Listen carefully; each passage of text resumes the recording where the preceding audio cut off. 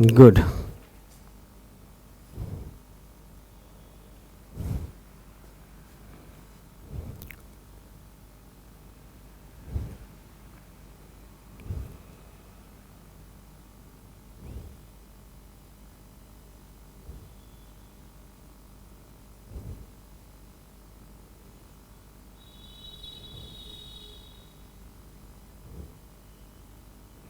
तो हम लोग चलते हैं, ये नए साल में 1-2 दिन रिकॉर्डेड क्लासेस जाएंगे।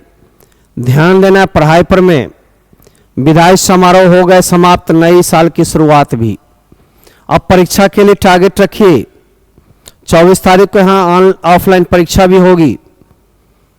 आपके प्रैक्टिकल एग्जामिनेशंस की डेट भी आपको मालूम है ही, 10 तारीख से 20 तारीख तक लिए जाएंगे। अब दिन कम है, मौसम बढ़िया कर दिया है, पढ़ाई करते रहिए। 1 से 2 दिन नए साल में हम भी भगवान की पूजा उजा में लगे रहेंगे, इसलिए आप भी अब कस लीजिए कमर। तब तक आपको कुछ कुछ गैप करके मिल रही है, और 1 दिन करके सब्जेक्टिव, 1 दिन करके ऑब्जेक्टिव की फोकस होगी। 6 तारीख से लगातार आप अपने बंधन में 6 या 7 से बंधेंगे। टाइम आपकी तब हो जाएगी लाइव क्लासेस के लिए 4 बजे। बीच में हिंदी क्लासेस भी कुछ हम अरेंज करेंगे। और लेते हैं सबसे पहले आज करेक्ट इनकरेक्ट सेंटेंसेज। सही या गलत, ये करेक्ट इनकरेक्ट सेंटेंसेस का कोई फार्मूला विशेष नहीं होता, ये आपकी पकड़ पर निर्भर करती है। जैसे ग्रामर का कॉन्सेप्ट है, वर्ड्स की जानकारी है, तो आप आराम से ले सकते हैं। ये पढ़ते पढ़ते लास्ट में क्यों बताई जाती है? क्योंकि एक तरह से कॉमन एरर हुआ, किस में गलतियां हैं। कभी कभी करेक्ट सेंटेंस के लिए ही दिया जाता है, और एक आध साल कभी कभी इनकरेक्ट सेंटेंस, यानी 3 सही दे देंगे, एक गलत को चुनना होता है। बच्चे टाइम कम लगे, रिकॉर्डेड में हम चूंकि चैटिंग नहीं करेंगे, इसलिए जल्दी जल्दी ही समाप्त करेंगे, कम मिनटों में ज़्यादा क्वेश्चंस हो जाए। आइए हम लेते हैं सबसे पहले क्लास। कैसे पकड़ेंगे क्वेश्चन आप? Correct incorrect sentence, choose the correct sentence. सही करेक्ट सेंटेंस को चुने, सही वाक्य को चुने। अब इसमें हम देखते हैं 4 वाक्य हैं। आपको रूल मालूम होनी चाहिए मेरे बच्चे। आपने आर्टिकल पढ़ा, टाइम एंड टेंस पढ़ा, मॉडल पढ़ा, नरेशन पढ़ा, सारे का ही समावेश होता है। करेक्ट इनकरेक्ट में टाइम एंड टेंस का ज्ञान भी रखना है। करेक्ट इनकरेक्ट में वर्ब फॉर्म के, नाउन की जानकारी, सभी चीज की जानकारी रखनी है, प्रोनाउन की जानकारी, यानी जितना पढ़ाया गया चैप्टर है उसकी। आप चारों में से देखोगे कि सब में दिया है पेन पेन, लेकिन पेन के पहले सब में नो लगा हुआ है। और आप 9 आर्टिकल्स में पढ़े हैं कि नो के बाद दुनिया का कोई नाउन आए आर्टिकल का प्रयोग नहीं होगा। इसलिए एक सही है, 3 गलत है। नो के साथ ए लगा दिया गलत, नो के साथ ए लगा दिया, वैसे ही हैव होगा भी नहीं।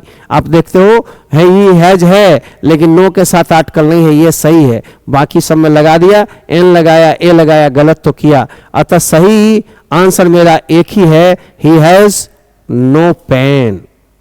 करेक्ट। दूसरा देखेंगे। दूसरा में हमें खोजना है, सभी में मैन मैन लगा हुआ है, और man can not live without air या वाटर। मेरे बच्चे, आपने 9 आर्टिकल में पढ़ा है, मैन वुमन, मैन का ह्यूमिनिटी का प्रयोग व्यापक अर्थ में हो, यानी सब पर लागू होने वाली बातों पर हो, तो मैन के पहले आर्टिकल नहीं लगता है। आप देखते हैं यहाँ द मैन, ए मैन लगा दिया, एन मैन लगा दिया, एन तो लगेगा भी नहीं। अब आप देखते हो लगा दिया थी, तीनों तो गलत है। Man can not live without air या वाटर, व्यापक अर्थ का मतलब है ऐसी बात जो सब पर लागू हो, पूरे प्राणी पर लागू हो, मानव जाति पर लागू हो। तो मनुष्य हवा या पानी के बिना नहीं जी सकता। Man can not live without air या वाटर, पहली वाक्य सही है, बाकी सभी गलत है। इसलिए कारण निवारण सहित हम बता रहे हैं, आप चूज करते रहो। तीसरी है, इसमें से चुनना है, ये भी आर्टिकल बेस्ड ही है। दिस सब में कॉमन है, लेकिन यहाँ पर द दिया हुआ है, एन दिया हुआ है, ए दिया हुआ है, नोट दिया हुआ है।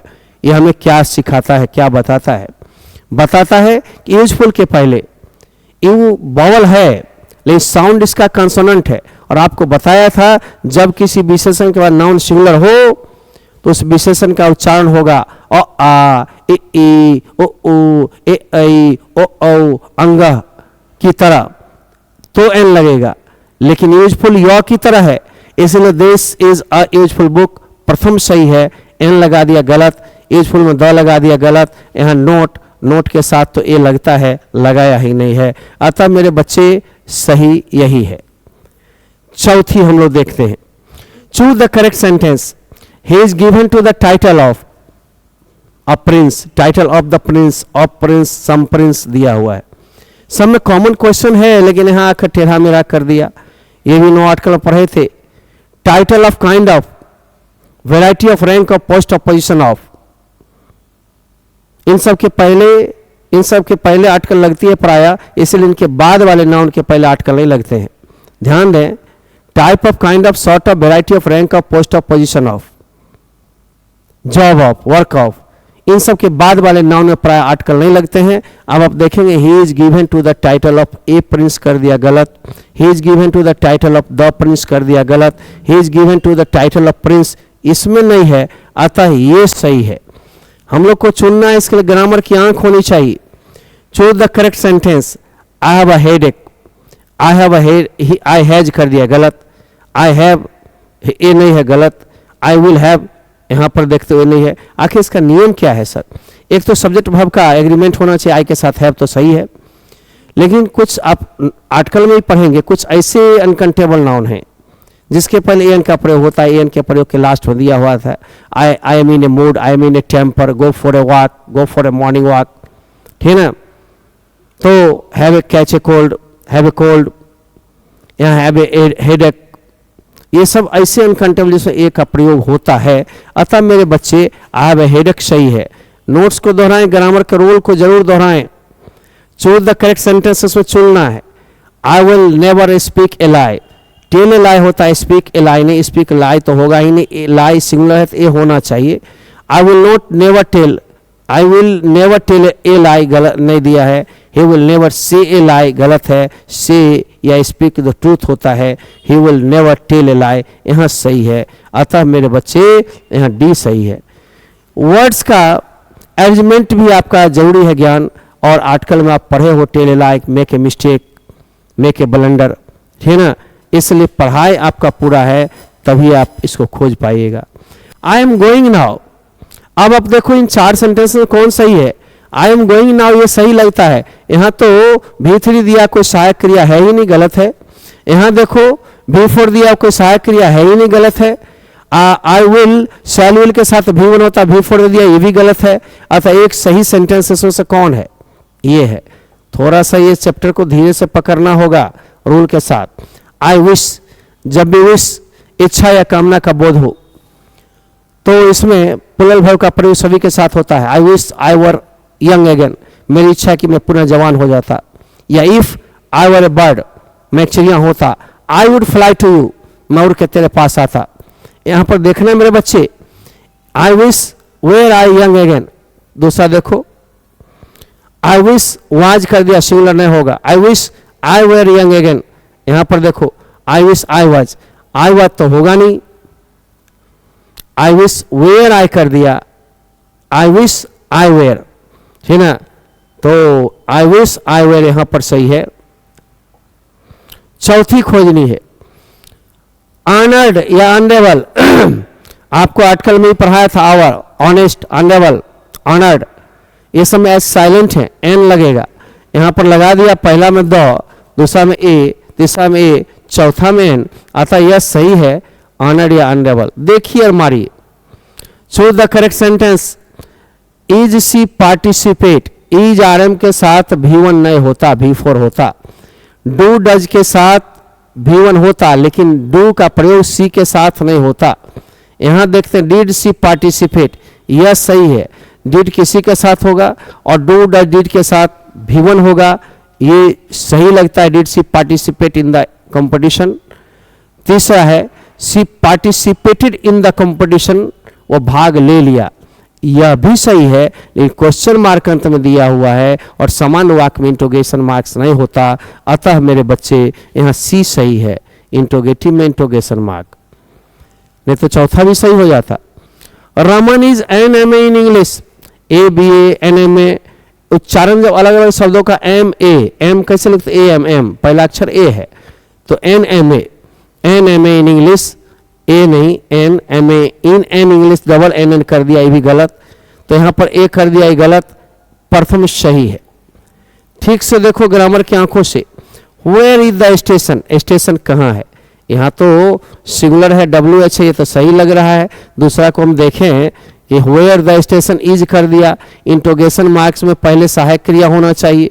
WH जब कंजंक्शन के रूप में किसी वाक्य में जुटता है तब पहले नाउन यानी सब्जेक्ट या प्रोनाउन तब वर्ब। लेकिन यहाँ तो ऐसी बात नहीं, सिंगल सेंटेंस है, यहाँ भी आर कर दिया। Where are station singular are कैसे?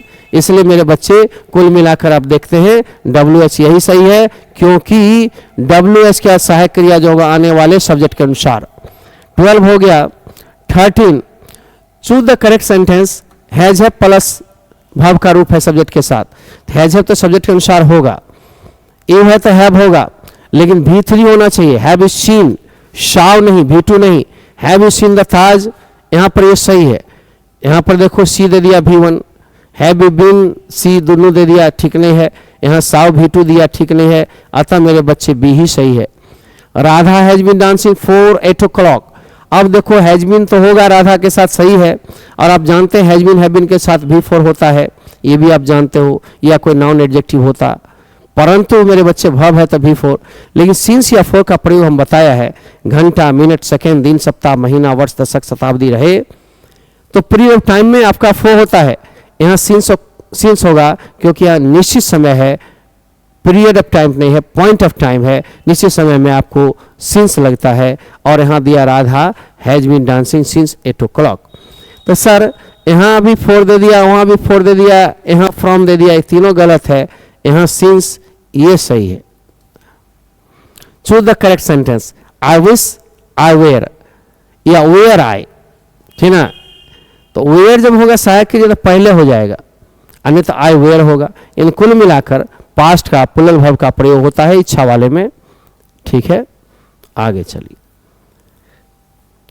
ये हाउ कैन ही चीट मी, अब इसमें एक क्वेश्चन है जिसमें से करेक्ट इसका रूप खोजना है।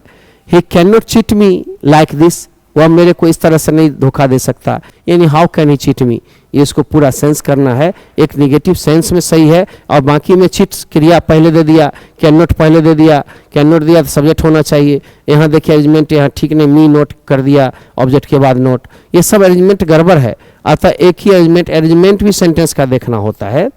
आगे ही sentence the correct, choose the correct sentence में we have to read on time for the play.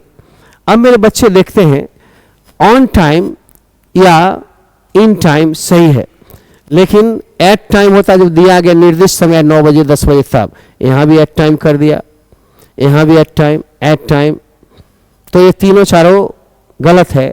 एक ही सही, we have to reach on time for the play, खेल के लिए हम लोग को समय पर पहुंचना है। Choose the correct sentence. You should not smoke, आप जानते हैं कोई भी मॉडल के साथ V1 होता है, can, could, may, might, shall, should, will, would. अतः मेरे बच्चे एक तरह से पढ़ा रहा हूँ, टेस्ट फिगर में आएगा सब, इसे एक दिन करके ऑब्जेक्टिव करते रहो। किताब का कभी इसका, किताब में अब 3-3 लेसन करके मिला करके दे देंगे, अनाउंसमेंट पहले होगी, देख लोगे।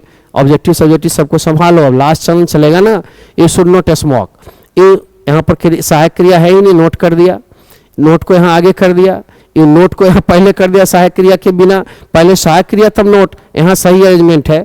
अतः वाक्य में शब्दों का अरेंजमेंट ऑफ वर्ड्स होना चाहिए। ही प्रिवेंटेड मी फ्रॉम, आप जानते हो प्रिवेंट के साथ, नहीं जानते हो तो याद कर लो, प्रिवेंट के साथ फ्रॉम होता है और कोई भी प्रीपोजिशन जो होगी उसके साथ V4 होगा। He prevented me from going there, ऊपर में ही सही है। प्रिवेंट मी टू नहीं होता प्रिवेंट के साथ, एट नहीं होता, थ्रू नहीं होता। अतः मेरे बच्चे एक प्रीपोजिशन पर दे दिया, ये भी देखना है।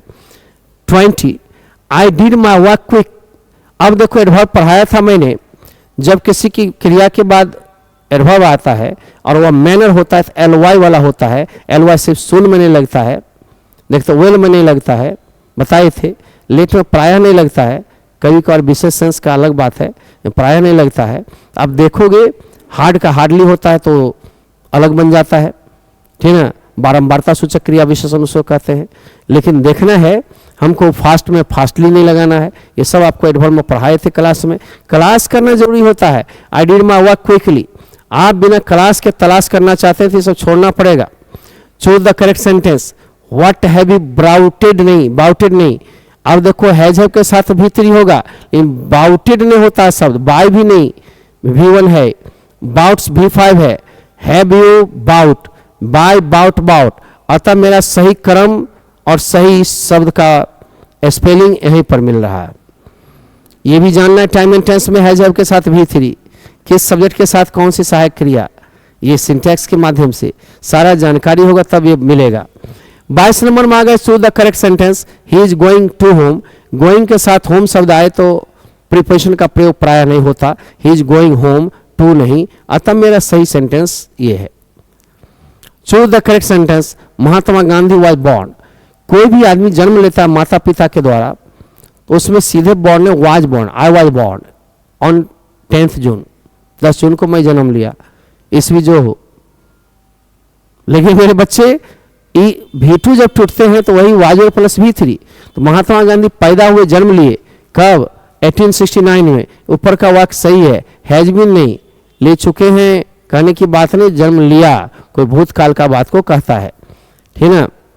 चलो नरेशन में पढ़ा होगा सेड टू बराबर टोल्ड, अतः टोल्ड के साथ टू का प्रयोग नहीं होता, यहाँ तो टोल्ड टू दिया हुआ गलत, राजू टोल्ड में ये सही है। यहाँ टेल्स टू, यहाँ भी टेल ग्रुप में कभी भी टू होता ही नहीं, टू वॉकिंग नहीं। जेलन में आप पढ़े थे, सारे ग्रामर का कॉन्सेप्ट निचोड़ होता है आपका करेक्ट द सेंटेंस और वर्ड्स अरेंजमेंट, दो चीज का ध्यान रखना है। आप देखते हो जब वर्ब सब्जेक्ट बन के आए तो V4 walking, running, swimming V4 से शुरू होता, अतः वॉकिंग इज, यहाँ आर दे दिया गलत, सिंगुलर में सिंगुलर होगा, walking is good for health, यहाँ सी सही है। अब है women were very seldom convinced, his eyes had hardly close, hardly had he settle into his seat when, है ना, Radha charge in, hardly nobody came. अब women were very seldom convinced, कोई एलिमेंट आपको लग रहा ही नहीं रहा है, ठीक ना। His eyes had hardly close, ये भी आपका एलिमेंट ठीक नहीं। Hardly had he a settle into, hardly जब बाहर निकल जाता है तो सहायक क्रिया पहले और मेन वर्ब बाद में, और हार्डली स्कार्सली के साथ बीच में कंजंक्शन पढ़ाए थे, व्हेन या बिफोर होता है, अतः करेक्ट आपको ज्यादा आपको सेंटेंस में यही लगेगा। See the girl whose name is Ravi, जब नाउन को पोसेशन बताया था तो हुज का प्रयोग होता, हु का प्रयोग नहीं, हु तो भव को खोजेगा सब्जेक्टिव केस में, हुज नेम इज रावी, या वही लड़के जिसका नाम रावी है, वो ऊपर में सही मिल गया तो दूसरा में जाने की जरूरत भी नहीं है। यहाँ होम कर दिया जिसे, फिर नेम कहाँ से, हु कर दिया तो भव होना चाहिए, नेम कहाँ से, डेट कर दिया तो गलत अरेंजमेंट है। I have a homework to do, I have homework to do, homework uncountable noun है, अतः बी का सही है। I will have homework to do, मेरे पास होएगा, आई हैव बीइंग नहीं, I have homework to do. Choose the correct sentence, that was sure, that was surely, क्योंकि LOI के साथ आपका होता है श्योर नहीं, surely, that was surely a mistake.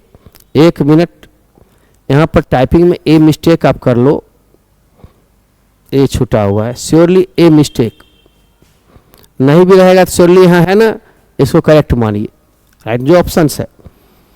आगे चलें, Sid can play tennis as good as his brother, Sid will play tennis as well as, जैसे हिज ब्रदर वैसा नहीं, एज गुड एज।